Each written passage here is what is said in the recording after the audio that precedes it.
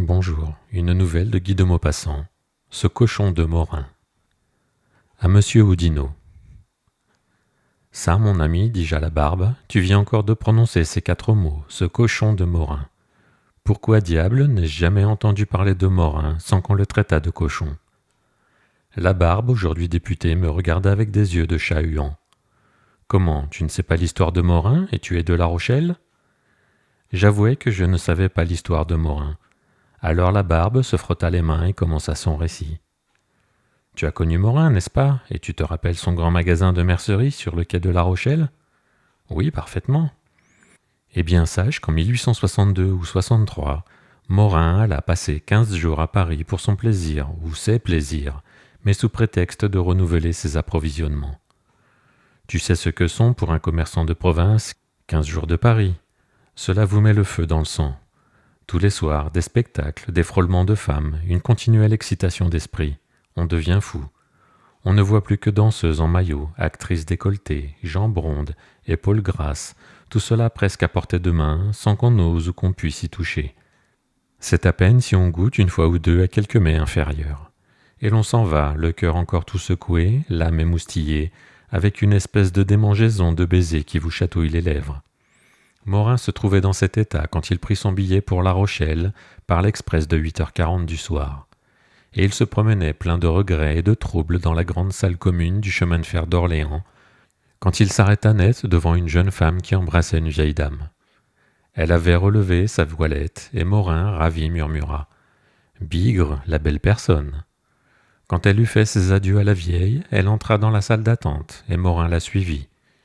Puis elle passa sur le quai, et Morin la suivit encore. Puis elle monta dans un wagon vide, et Morin la suivit toujours. Il y avait peu de voyageurs pour l'express. La locomotive siffla, le train partit. Ils étaient seuls. Morin la dévorait des yeux. Elle semblait avoir 19 à 20 ans. Elle était blonde, grande, d'allure hardie. Elle roula autour de ses jambes une couverture de voyage et s'étendit sur les banquettes pour dormir. Morin se demandait « Qui est-ce » et 1000 suppositions, 1000 projets lui traversaient l'esprit. Il se disait « On raconte tant d'aventures de chemin de fer. C'en est peut-être une qui se présente pour moi, qui sait. Une bonne fortune est si vite arrivée. Il me suffirait peut-être d'être audacieux. N'est-ce pas Danton qui disait « de l'audace et toujours de l'audace ». Si ce n'est pas Danton, c'est Mirabeau. Enfin, qu'importe. Oui, mais je manque d'audace, voilà le hic. Oh, si on savait, si on pouvait lire dans les âmes. Je parie qu'on passe tous les jours, sans s'en douter, à côté d'occasions magnifiques.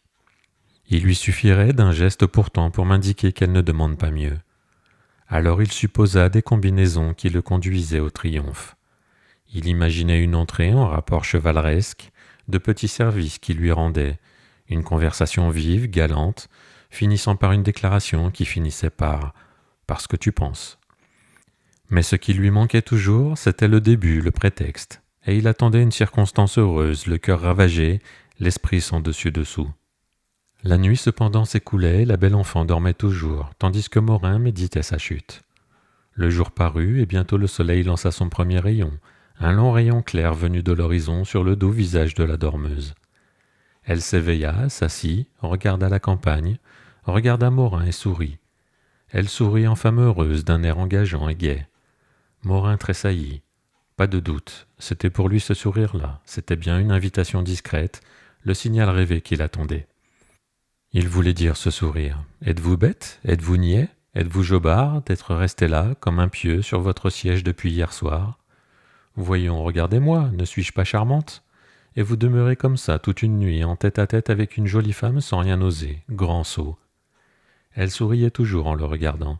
Elle commençait même à rire, et il perdait la tête, cherchant un mot de circonstance, un compliment, quelque chose à dire enfin, n'importe quoi.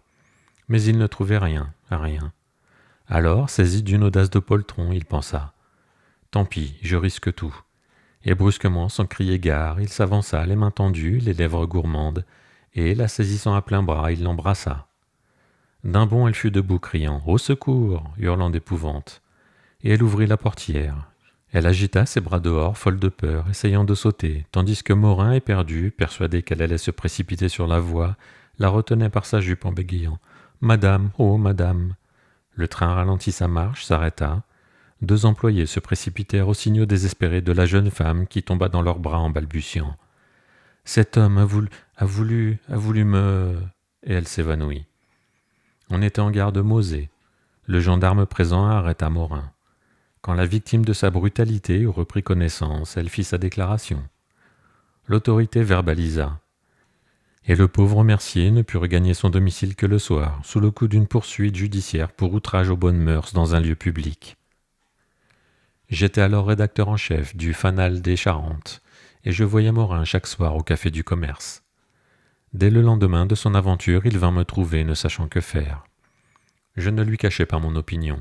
« Tu n'es qu'un cochon, on ne se conduit pas comme ça. » Il pleurait, sa femme l'avait battu, et il voyait son commerce ruiné, son nom dans la boue, déshonoré, ses amis indignés, ne le saluant plus. Il finit par me faire pitié, et j'appelai mon collaborateur, Rivet, un petit homme goguenard et de bon conseil pour prendre ses avis.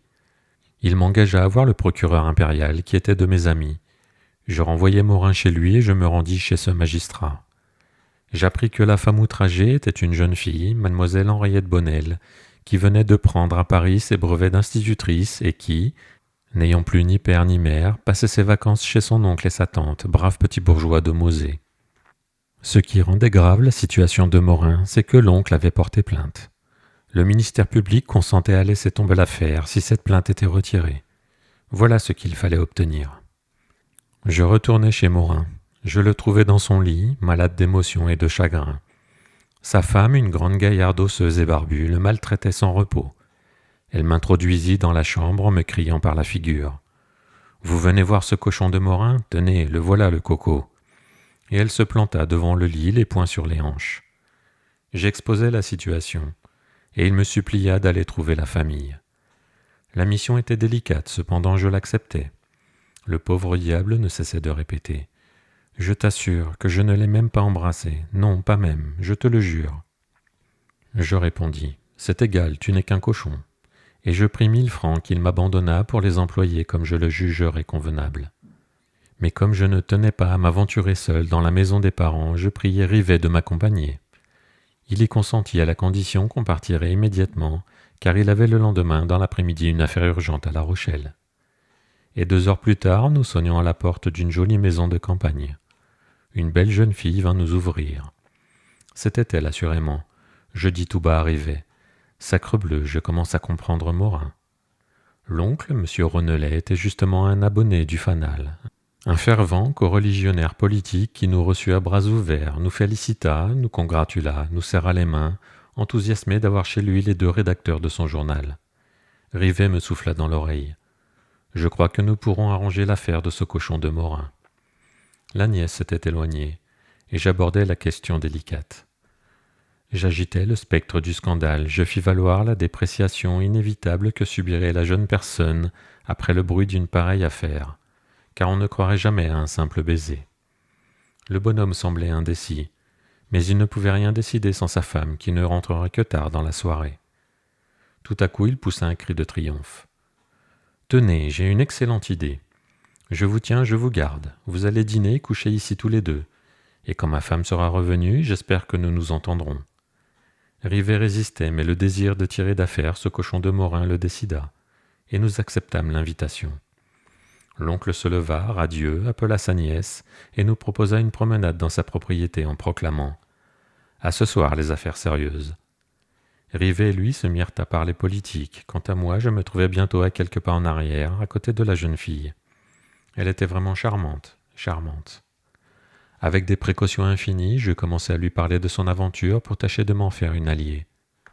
Mais elle ne parut pas confuse le moins du monde. Elle m'écoutait de l'air d'une personne qui s'amuse beaucoup. Je lui disais « Songez donc, mademoiselle, à tous les ennuis que vous aurez. Il vous faudra comparaître devant le tribunal, affronter les regards malicieux, parler en face de tout ce monde, raconter publiquement cette triste scène du wagon. Voyons entre nous, n'auriez-vous pas mieux fait de ne rien dire, de remettre à sa place ce polisson sans appeler les employés, et de changer simplement de voiture ?» Elle se mit à rire. « C'est vrai ce que vous dites, mais que voulez-vous ? J'ai eu peur, et quand on a peur, on ne raisonne plus. Après avoir compris la situation, j'ai bien regretté mes cris, mais il était trop tard. Songez aussi que cet imbécile s'est jeté sur moi comme un furieux, sans prononcer un mot, avec une figure de fou. Je ne savais même pas ce qu'il me voulait. Elle me regardait en face sans être troublée ou intimidée. Je me disais, mais c'est une gaillarde cette fille, je comprends que ce cochon de Morin se soit trompé. Je repris en badinant. Voyons, mademoiselle, avouez qu'il était excusable, car enfin, on ne peut pas se trouver en face d'une aussi belle personne que vous sans éprouver le désir absolument légitime de l'embrasser. Elle rit plus fort, toutes les dents au vent. Entre le désir et l'action, monsieur, il y a place pour le respect. La phrase était drôle, bien que peu claire. Je demandai brusquement. Eh bien, voyons, si je vous embrassais, moi, maintenant, qu'est-ce que vous feriez? Elle s'arrêta pour me considérer du haut en bas, puis elle dit tranquillement. Oh, vous, ce n'est pas la même chose. Je le savais bien, parbleu, que ce n'était pas la même chose, puisqu'on m'appelait dans toute la province le beau Labarbe. J'avais 30 ans alors, mais je demandais « Pourquoi ça ?» Elle haussa les épaules et répondit « Tiens, parce que vous n'êtes pas aussi bête que lui. » Puis elle ajouta en me regardant en dessous « Ni aussi laid. » Avant qu'elle eût pu faire un mouvement pour m'éviter, je lui avais planté un bon baiser sur la joue. Elle sauta de côté, mais trop tard, puis elle dit « Eh bien, vous n'êtes pas gêné non plus, vous, mais ne recommencez pas ce jeu-là. » Je pris un air humble et je dis à mi-voix « Oh, mademoiselle, quant à moi, si j'ai un désir au cœur, c'est de passer devant un tribunal pour la même cause que Morin. » Elle demanda à son tour « Pourquoi ça ?» Je la regardai au fond des yeux sérieusement. « Parce que vous êtes une des plus belles créatures qui soient. Parce que ce serait pour moi un brevet, un titre, une gloire que d'avoir voulu vous violenter. Parce qu'on dirait, après vous avoir vu, « Tiens, Labarbe n'a pas volé ce qui lui arrive, mais il a de la chance tout de même. » Elle se mit à rire de tout son cœur. « Êtes-vous drôle ?» Elle n'avait pas fini le mot drôle que je la tenais à plein bras et je lui jetais des baisers voraces partout où je trouvais une place, dans les cheveux, sur le front, sur les yeux, sur la bouche parfois, sur les joues, par toute la tête, dont elle découvrait toujours malgré elle un coin pour garantir les autres. À la fin, elle se dégagea, rouge et blessée. « Vous êtes un grossier, monsieur, et vous me faites repentir de vous avoir écouté. » Je lui saisis la main, un peu confus, balbutiant. « Pardon, pardon, mademoiselle, je vous ai blessé, j'ai été brutal. Ne m'en voulez pas, si vous saviez. Je cherchais vainement une excuse. » Elle prononça au bout d'un moment. « Je n'ai rien à savoir, monsieur. » Mais j'avais trouvé, je m'écriai. « Mademoiselle, voici 1 an que je vous aime. » Elle fut vraiment surprise et releva les yeux. Je repris. « Oui, mademoiselle, écoutez-moi. Je ne connais pas Morin, et je me moque bien de lui. Peu importe qu'il aille en prison et devant les tribunaux. Je vous ai vu ici, l'an passé, vous étiez là-bas, devant la grille. J'ai reçu une secousse en vous apercevant et votre image ne m'a plus quitté. Croyez-moi ou ne me croyez pas, peu m'importe. Je vous ai trouvé adorable, votre souvenir me possédait.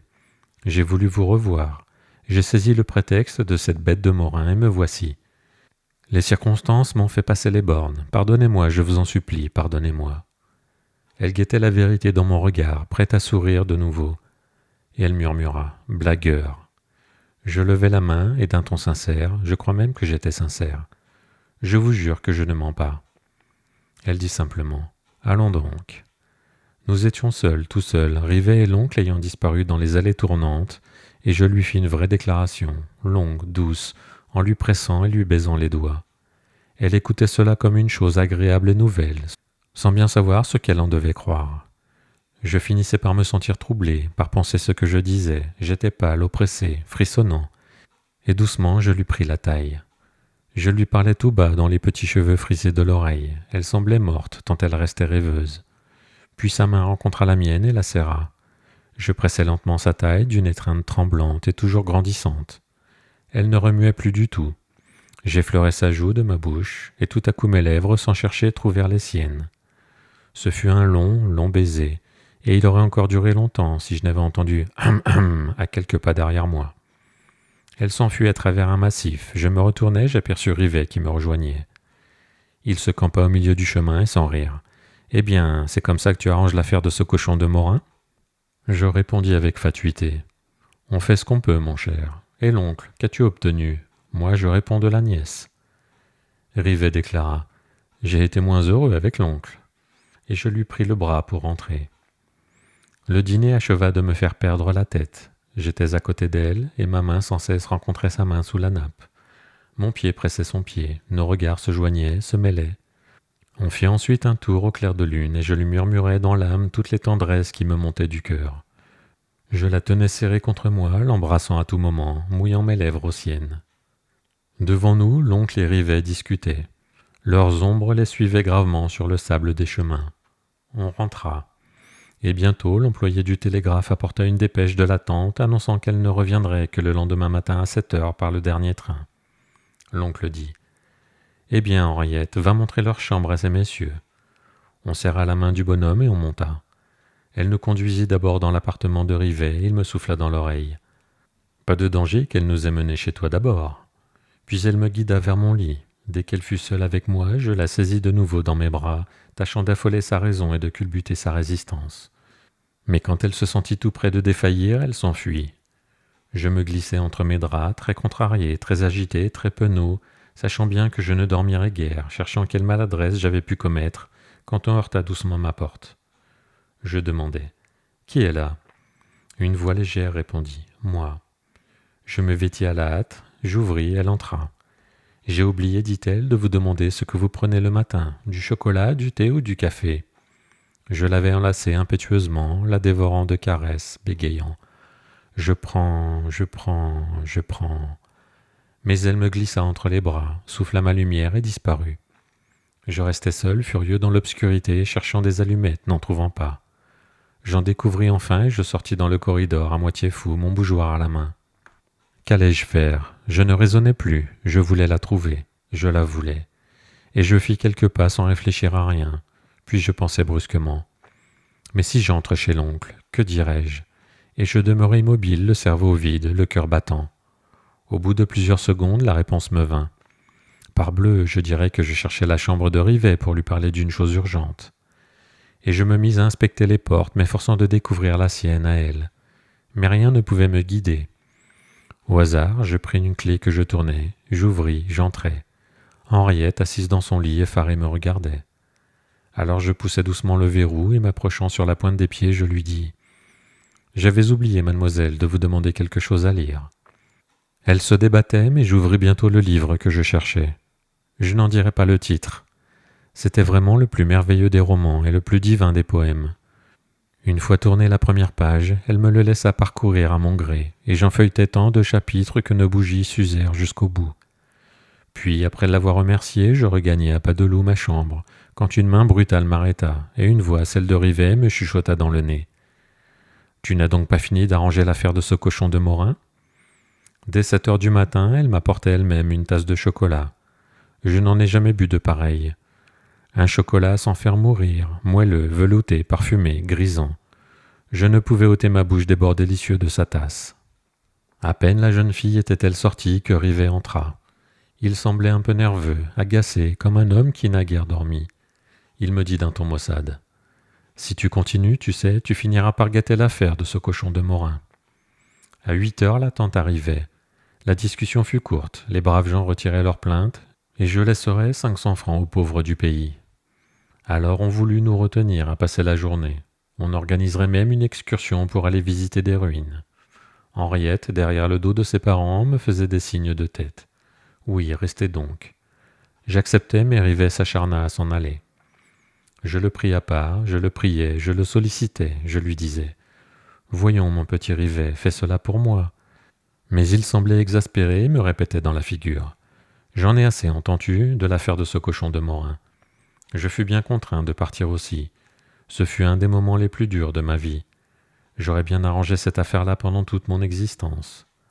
Dans le wagon, après les énergiques et muettes poignées de main des adieux, je dis à Rivet « Tu n'es qu'une brute. » Il répondit « Mon petit, tu commençais à m'agacer bougrement. » En arrivant au bureau du fanal, j'aperçus une foule qui nous attendait.